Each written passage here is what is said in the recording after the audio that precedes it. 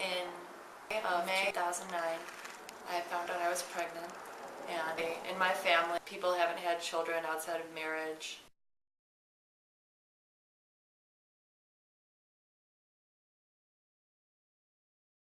I got engaged to somebody here in where I live.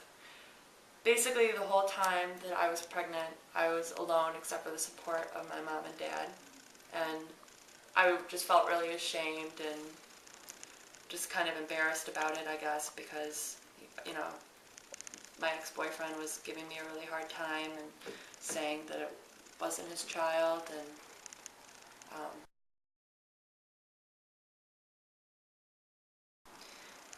um, I found an adoptive family online. Just went through some different profiles, almost like a MySpace for adoptive prospective parents. And I met two different families and clicked with one.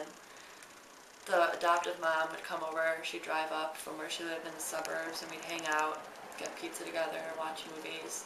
So we really established kind of a friendship, which was important to me, so that we were close and she would, hold to her promises of an open adoption. And I had my daughter Bianca January 12th by C-section, because that was less anxiety for me than not knowing.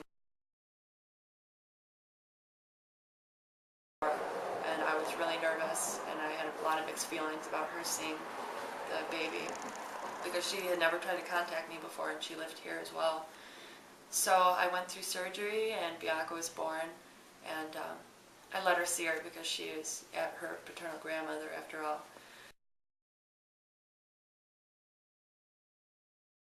And in those 4 days that I was in the hospital, you can't sign a adoption consent for 72 hours. It's just the law in the state, I guess. And I kind of changed my mind when I was in the hospital. I didn't know if I wanted to give her up, and my parents changed their mind as well, just when they saw her and how beautiful she was and how much they loved her.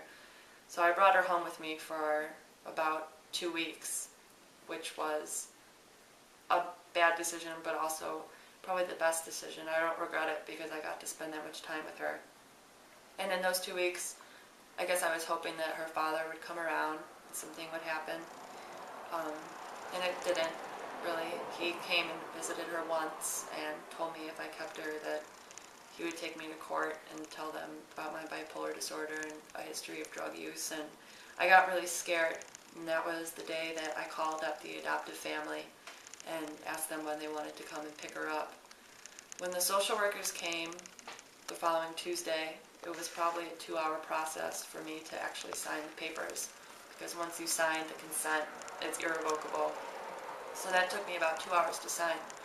And they have a certain period where if the person isn't able to sign it, they're having a really rough time, they're supposed to leave or give you more time.